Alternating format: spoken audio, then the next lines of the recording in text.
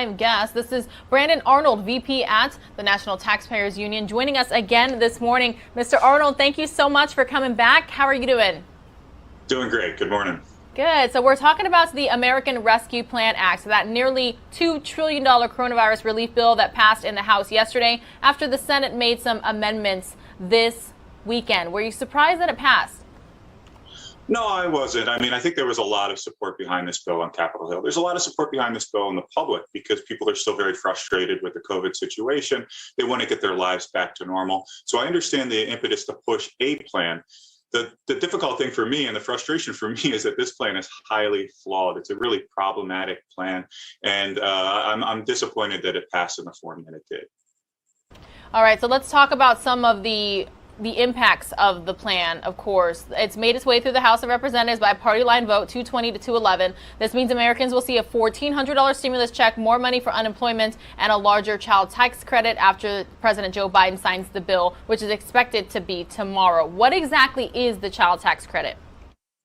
Well, the child tax credit is a credit that goes to anyone that has a child, and it's currently set at $2,000. That was adjusted back in 2017, the big Trump tax reform bill. But now it's going to go all the way up from $2,000 to $3,600 for most children. So that's a pretty substantial boost. And that is what a lot of people on the left are pointing at as a way to help get people out of poverty, because this will go on a refundable basis, even to people that don't make very much money at all on the lower rungs of the economic ladder.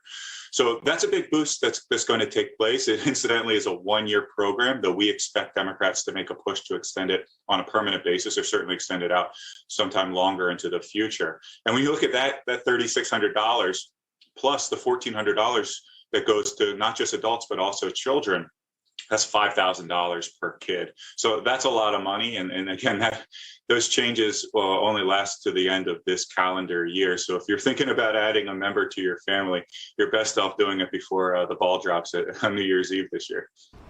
That's interesting piece of advice there, Mr. Arnold. Hey, so I wanted to ask you, I myself have gone through, I've done a mock version of filing my taxes. I haven't filed yet because the deadline is next month. But there's going to be lots of changes due to all of these coronavirus relief bills, stimuluses, credits, and the like. What advice can you give people who are trying to go through the process right now? My first advice would be to start early, because you're right, there are a lot of changes, and some of them are going to be beneficial to people. Like we talked about, if you have kids, that larger child tax credit, the stimulus checks, $1,400, those could be reconciled if there are income thresholds that you hit where you may have a phase out of the $1,400. It's possible that you got more money than you're supposed to, and that would need to be reconciled on your tax forms.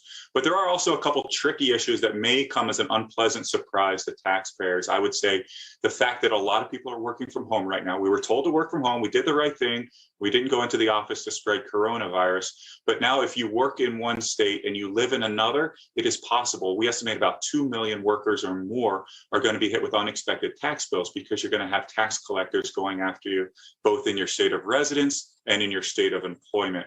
Some states have resolved that with agreements, others haven't. New York has been notoriously aggressive in the past. Massachusetts has also been very aggressive. So for people that work in one state and live in another, I would recommend getting your taxes started earlier than usual, and possibly talking to a tax professional to make sure you are not dinged twice.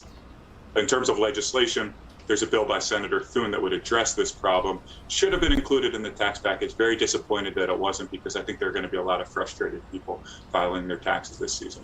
You know what? That was a perfect segue. You were talking about speaking with a tax professional. Of course, you see the major brands. I mean, they're even at large retailers such as Walmart, get your taxes done here sort of thing. But you don't have to go through those well-known companies. You can also choose an accountant, right? And what's the best way for choosing one? Do you just look for one near you online?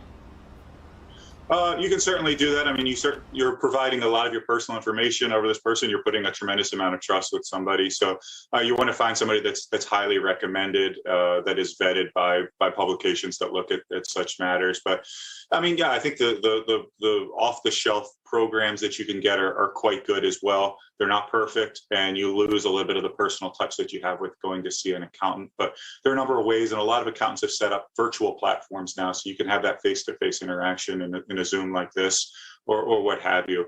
The important thing is to make sure that you are talking to somebody who really knows their ins and outs when it comes to tax policy and is aware of the changes that have been passed.